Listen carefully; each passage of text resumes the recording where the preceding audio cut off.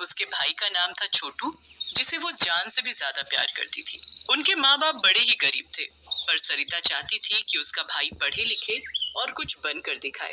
घर में पैसों की बहुत तंगी थी और ठीक से खाना भी नहीं होता था, इसलिए सरिता ने अपनी पढ़ाई भी छोड़ दी थी। एक दिन सरिता के बाबूजी की मौत हो जाती है। अब घर की सारी जिम्मेदारी सरिता के कंधों पर आ जाती है। घर में खाने को भी नहीं होता, इसलिए सरिता कुछ काम करने का सोचती है। वो बाजार के पास अपनी जलेबी की रेडी लगा लेती है।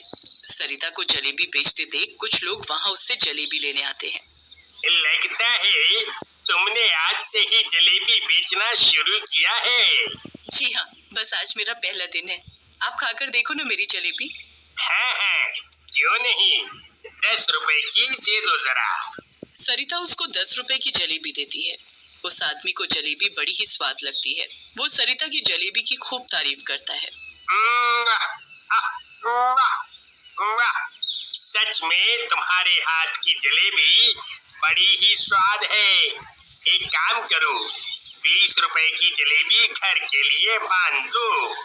जी भाई जी, अभी देती हूँ। सरिता पूरे दिन जलेबी बेचती रहती है। लोगों को उसके हाथ की जलेबी बहुत पसंद आती है। पूरे दिन में सरिता की अच्छी कमाई हो जाती है। अब रात होने लगती है, इसलिए वो सब सामान समेट लेती है और थोड़ी सी जलेबी घर के लिए बनाकर रख लेती है। ये जलेबी मैं घर जाकर छोटू को दूंगी, उसे तो जलेबी बहुत पसंद है, वो बहुत खुश होगा। सरिता जलेबी लेकर घर के लिए निकल पड़ती है, पर रोड पर काम चलने की वजह से सरिता को एक घने बाग से होते हुए आना पड़ता है। अचानक बारिश होने लगती है, इसलिए सरिता एक बरगद के पेड़ के नीचे रुक जाती है। उस पेड़ पर एक चुड़ैल रहती है, जिसकी नाक तक जलेबी की खुशबू पहुंच जाती है। ये इतनी अच्छी मिठाई की खुशबू कहाँ से आ रही है? चुड़ैल नीचे देखती है तो सरिता बारिश में खड़ी होती है और खुशबू उसकी रेडी से आ रही होती है। आखिर ये इतनी अच्छी खुशबू है किस चीज की? चुड़ैल की नजर फिर लिफाफे पर जाती है। वो जादू से उस लिफाफे को नीचे गिरा देती है। जैसे ही सरिता बारिश कम होने पर वहाँ से निकल जाती है, वैसे ही चुड़ैल वो लिफाफा उठाकर उसमें से जलेबी खाना शुरू कर देती है। वो गपागप सारी जलेबी खत्म कर देती है। आहा, इतनी स्वाद जलेबी, मजा ही आ गया। घर जाकर छोटू सरिता से जलेबी मांगता है। सरिता पूरी रेडी देख लेती है, पर उसे कहीं जलेबी नहीं मिलती। उसे लगता है कि जलेबी कहीं बारिश में गिर गई है। अब रोज रास्ते में चुड़ैल सरिता की रेडी से जलेबी गायब कर देती थी। एक दिन छोटू अपनी बहन सरिता से गुस्सा हो गया। क्या हुआ छोटू, गुस्सा क्यों हो रही हो? आप मेरे लिए कभी जलेबी नहीं लाती और रोज एक ही बहाना मार देती हो कि पता नहीं जलेबी कहाँ गई। अरे रोज रोज ऐसा थोड़ी हो सकता है कि जलेबी गायब हो जाए। हाँ छोटू, ये तो मैं भी सोच रही हूँ, पर समझ ही नहीं आ रहा ये कैसे हो रहा है। मैं तो खुद परेशान हूँ, पर मैं सच बोल रही हूँ। कल मैं पक्का तुम्हारे लिए जलेबी लेकर आऊंगी। सरिता की बात पर छोटू यकीन ही नहीं करता। सरिता अगले दिन भी जलेबी बेचने निकल पड़ती है। उस दिन उसकी तबीयत काफी खराब होने लगती है, इसलिए वो थोड़ा जल्दी निकल पड़ती है। हमेशा की तरह चुड़ैल उसकी जलेबी गायब कर देती है और छोटू फिर गुस्सा हो जाता है। उस रात सरिता को तेज बुखार चढ़ जाता है। वो आग की तरह तप रही होती है और ठंड की वजह से कांपने लगती है। उसकी तबीयत इतनी खराब हो जाती है कि अगले दिन वो जलेबी बेचने भी नहीं जा पाती। तू अपना ध्यान रख बेटी, चिंता मत कर।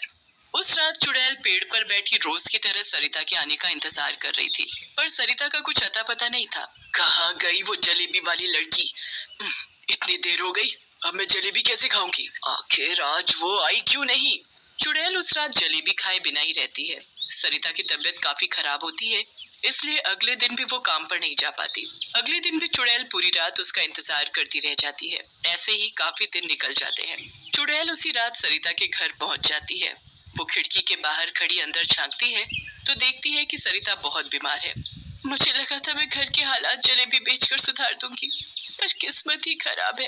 अरे ये लड़की तो बीमार है, बेचारी के घर के हालात कितने खराब है। मुझे ही इसकी मदद करनी चाहिए। अगली सुबह होने से पहले ही चुड़ैल सरिता के घर के बाहर आती है और उसकी रेडी लेकर गायब हो जाती है। उसके बाद वो सरिता के रूप में आकर जलेबी बनाना शुरू कर देती है। अरे बेटी, तुम्हें 3 दिन से यहाँ देखा नहीं था, कहाँ थी तुम? वो मैं थोड़ी बीमार थी, पर अब मैं बिल्कुल ठीक हूँ। बताओ ना, आपको कितनी जलेबी दूँ? मुझे तो 50 रुपए की जलेबी पैक कर दो।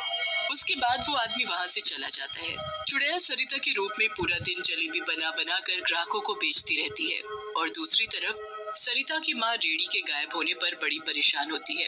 रात को चुड़ैल पूरी कमाई को रेडी में रखकर उस रेडी को सरिता के घर के सामने लाकर खड़ा करके चली जाती है। जैसे ही सरिता की माँ सूखे हुए कपड़े बाहर से उतारने बाहर जाती है तो उसे रेडी वहीं खड़ी मिलती है। सरिता, सरिता। हाँ माँ, क्या हुआ? तेरी रेडी तो यहीं खड़ी है और इसमें तो ढेर सारे पैसे भी रखे हैं। सरिता की माँ ढेर सारे पैसे सरिता को लाकर दिखाती है। किसी को समझ नहीं आता कि आखिर ये सब हो क्या रहा है, पर इतने पैसे देखकर सब बड़े खुश हो जाते हैं। वो उन पैसों से घर का राशन, सरिता की दवाई ले आते हैं। अब अगली सुबह भी यही होता है। सबके उठने से पहले चुड़ैल वहाँ आ जाती है। अभी सब सो रहे हैं, जल्दी से ये रेडी ले जाती हूँ वरना कोई उठ न जाए। चुड़ैल जल्दी से रेडी ले जाती है और भेस बदलकर जलेबी बनाना शुरू कर देती है। पिछले दिन की तरह ग्राहकों का आना शुरू हो जाता है। पूरा दिन खूब जलेबियां बिकती हैं और ढेर सारे पैसे इकट्ठे हो जाते हैं। पिछले दिन की तरह फिर से सरिता की माँ रेडी गायब देख परेशान होती है, पर मौका देखते ही रात को चुड़ैल रेडी में पैसे रखकर रेडी उनके घर के सामने खड़ी कर जाती है। अरे सरिता, आखिर ये हो क्या रहा है? वही तो मुझे भी समझ नहीं आ रहा। आखिर ये रोज रेडी कौन लेकर जाता है और कौन इसमें पैसे रखकर वापस इसे यहीं खड़ी कर जाता है? एक काम करते हैं, आज रात हम चुपके से देखते हैं। अब दोनों रात होने का इंतजार करने लगते हैं।